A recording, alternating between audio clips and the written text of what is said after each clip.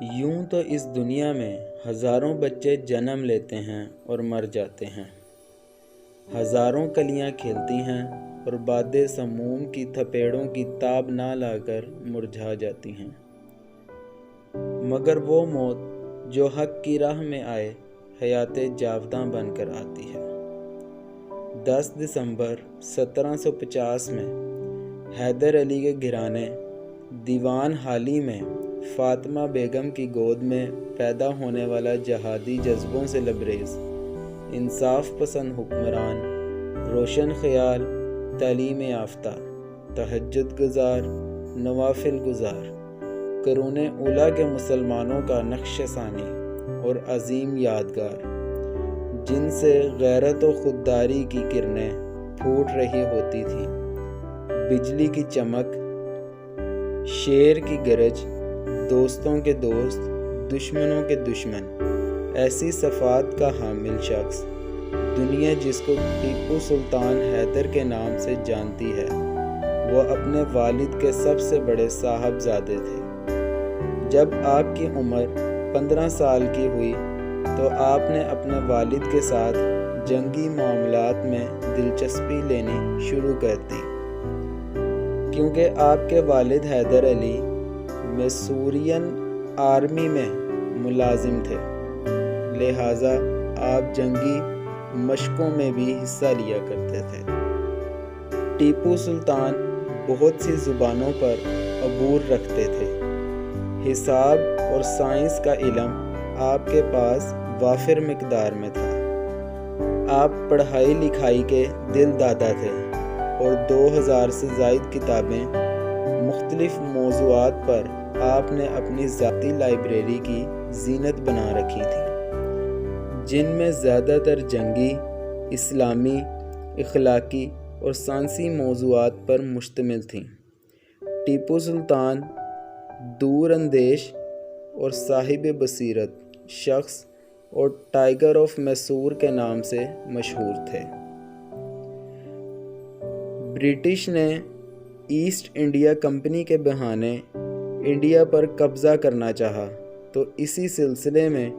ٹیپو سلطان نے افغانستان، فرانس اور ترک سلطان سے مدد مانگی، کیونکہ اس موقع پر گوروں نے حیدرآباد اور مرہٹوں کے ساتھ اتحاد کر لیا، مگر فرانس نے عین موقع پر ساتھ چھوڑ دیا۔ اس موقع سے گوروں نے فائدہ اٹھایا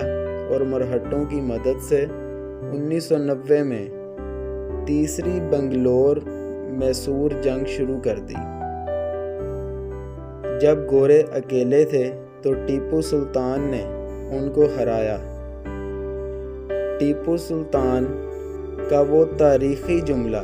آج بھی وقت کے جابر اور امریکی سامراج کی گود میں پرورش پانے والے عیاش حکمرانوں کو جھنجھوڑ رہا ہے۔ وہ جملہ یہ تھا، شیر کی ایک دن کی زندگی گیدڑ کی 100 سالہ زندگی سے بہتر ہے۔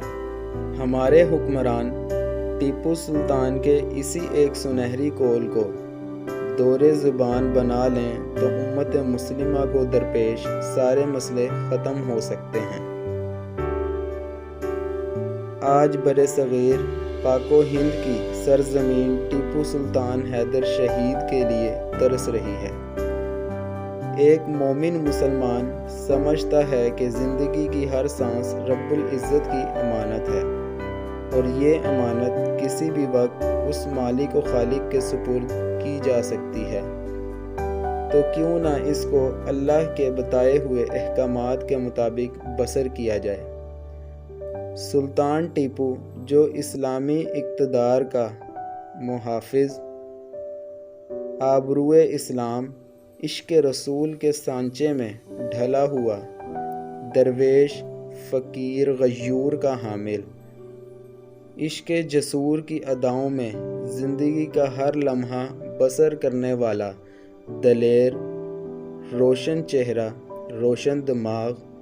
اور انگریز سامراج سے لڑنے والا اب بھی زندہ ہے، کیونکہ قرآن پاک میں اللہ رب العزت نے انہی نفوس قدسیہ کے بارے میں ارشاد فرمایا، اور جو اللہ کی راہ میں مارے جائیں انہیں مردہ نہ کہو بلکہ وہ زندہ ہیں، تمہیں خبر نہیں۔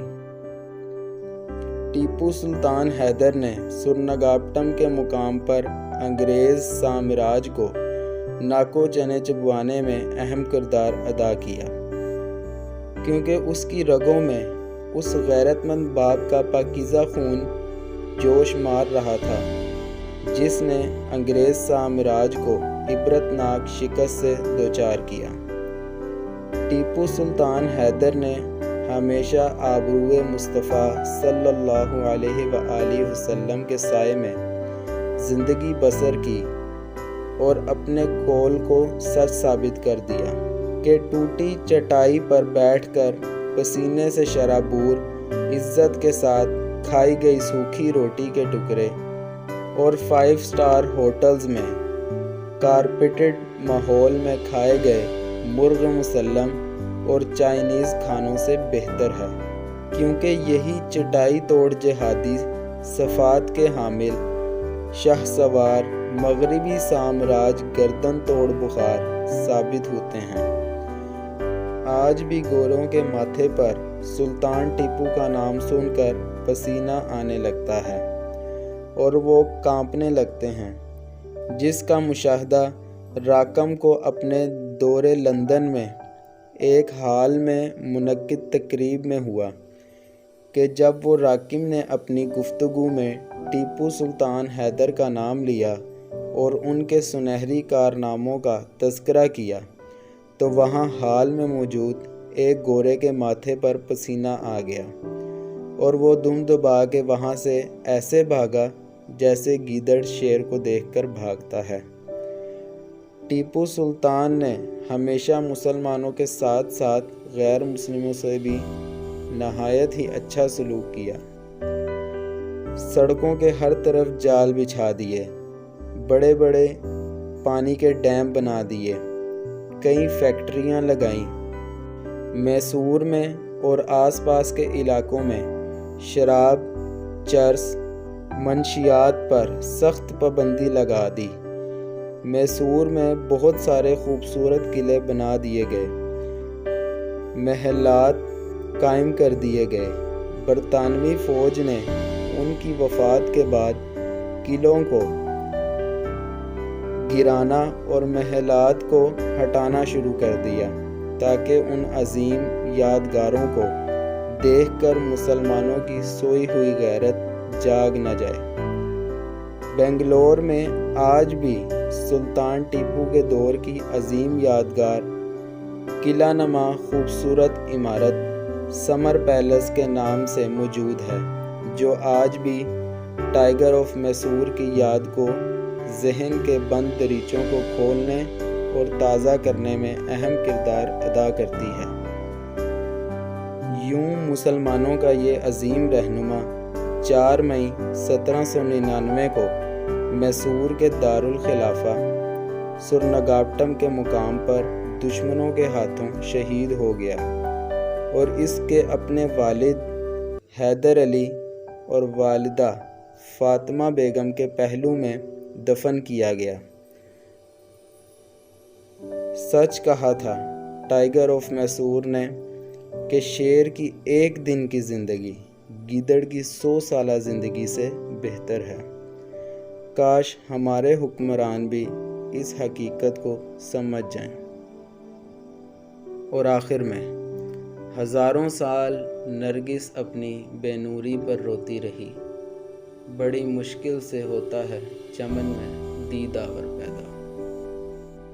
فرینڈز، مزید ایسی ویڈیوز دیکھنے کے لیے ہمارے چینل کو سبسکرائب کریں اور بیل آئیکن کو دبانا مت بھولیے گا۔